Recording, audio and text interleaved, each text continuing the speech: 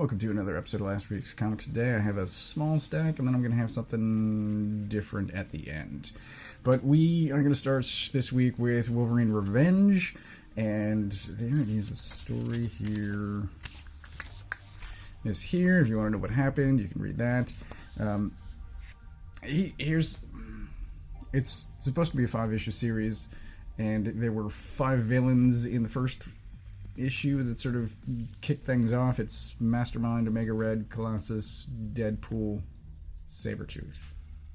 And I'm like, alright, it's 5 issues, 5 villains. At some point they're going to double up, and then we're going to get 1 villain per issue. And there's also this at the end here, because we've seen some of the cover previews. So I'm like, alright, this is going to take some time to execute his revenge. Enough for him to grow old. And that's not at all what happened. In issue 2, he deals with, I would say, 1.5. This, we don't get the other half of that fight, and I'm like, oh, I guess that's just over. And in this issue, he fights 3 other people. So he does fight Colossus here, and there's a disgusting panel at the end here where, spoilers, I guess Wolverine wins that fight. But now, seemingly, since he's had his revenge, I don't know where the story's going from here. There is also in this, there's, I think, a great scene between Wolverine and Deadpool, which, to me, harkens back to Remender, Uncanny X-Force era, and I was delighted by that scene. It is great, I'm enjoying it, but I have now no idea where the story is going because it's gone past where I expected it to go. So I'm still in. I'm very curious to see what happens next. Uncanny Valley, issue 6. Issue 6, I believe, was the original end of the series, and then it was expanded into, I'm going to say, 10 issues. And the story must have changed, I believe, because this is not really an ending. It is weirdly where the trade is going to end. 5 would have made more sense to me. Doesn't matter. That decision's already been made. So, in previous issues, I don't want to show off too much of this, but this guy here painted a tunnel onto a rock face, and then he runs into it, classic cartoon style. And in the previous issue, there was a different character that used, there's kind of a paint thinner fight. Maybe it wasn't paint thinner, it's, there's a name for it. Anyway, I'm not going to remember. There was a paint thinner fight, and a different circle was painted onto a rock face, and then a character jumped into that, and that was the conclusion of the previous issue. No idea what to expect as far as what happens next, and all of this is what happens next, but I will show off something here at the end.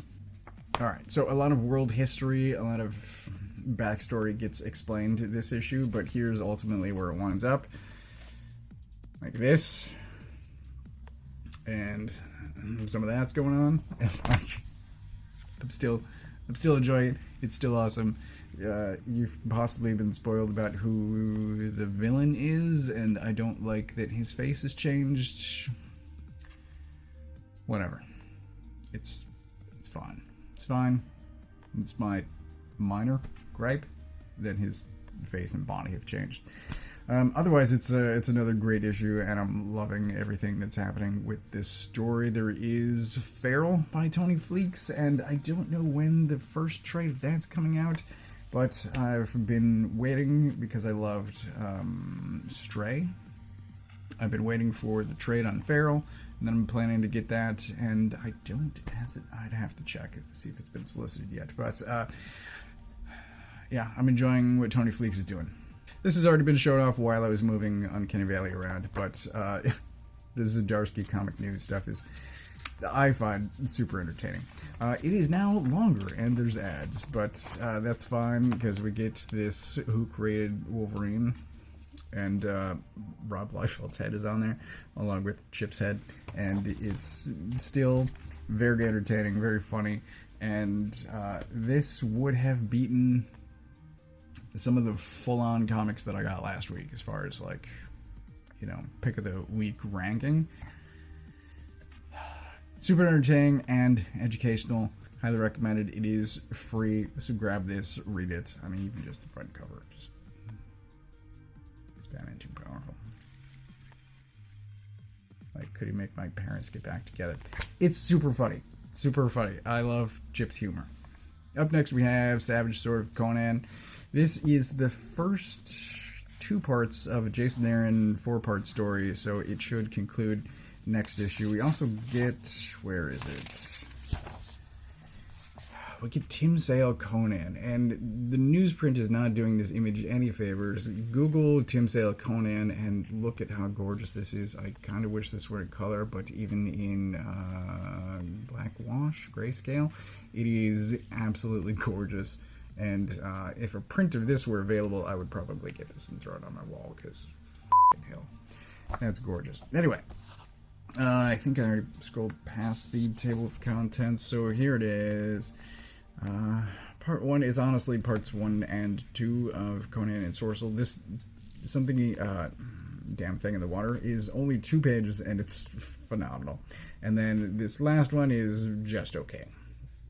And then there's also some more pinups, but this is great. And as I said last week, in relation to the main Conan title, it's kind of better. Where was here's the, by my current favorite Conan artist, Rob De La Torre. Damn thing in the water. Just gorgeous. It's also funny, but it's Conan versus a river monster. Phenomenal stuff. And then here's more art. Anyway, Savage Sword, great stuff. Lastly, as far as the issue goes, I grabbed Come Find Me. This is the Becky Cloonan. Her name's down there. And really, Cloonan's the only reason I got this. I think I have to check the solicitation, but this is supposed to be a preview for her upcoming next project, which I find curious based on how this one ends, but whatever.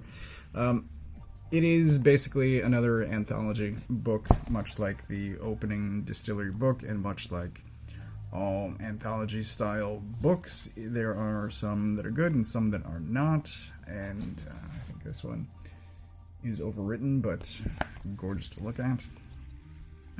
Becky's is the best of the bunch of the 6 that are in here. This one was weird, and I don't fully understand what I read, and that's not the only time that happened, because this is a good one. I liked this. It's a pretty straightforward story about revenge with, I would say, choreographed a twist ending, but this is another one. I have no idea what happened in this. And then there is this one, which is another good one. So, yeah, very much a mixed bag, but it was such a small week, I'm like, I could spend a couple of bucks and get a new Becky book. So that's what I did. Now, lastly, there was also an issue of previews that came out this week, and I've been through, I think, most of it. And these are just a couple of things that grab my eye. So, one, I don't care about any of this Galactus stuff that's happening, but it's like Rogue and Gambit and Spider-Gwen and the Hulk and somebody else? Somebody else I don't care about. And I ordinarily would not care about this, except they've shown off the Stephen Platt cover of Galactus. It is absolutely beautiful. This is a very small thumbnail, but you can Google that image and see it in much larger size. They haven't listed it as a Virgin variant. They've only shown off this Virgin Frank Miller cover, but if they do this without the title covering up a bunch of the art, then I might grab that just for the cover, because it looks just stunning. There's also a new printing of Welcome Back Frank. I did a video on this recently, and it was great, and if you don't have this, then I will recommend that.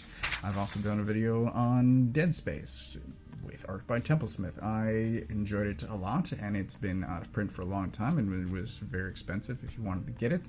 This is the beginning of reprinting the 3, and I didn't even know that there were 3 Dead Space graphic novels. So if this is something you're interested in, then grab that too. It's also well written, even though I've only mentioned Temple Smith, but watch that video. New Sakamoto Days coming out, which I'm very excited about. I think my wife watches these shows. I don't know if she also reads the manga, but she enjoys those. Sakamoto is what I'm looking forward to, though. And this is, January. Oh, that's exciting. January.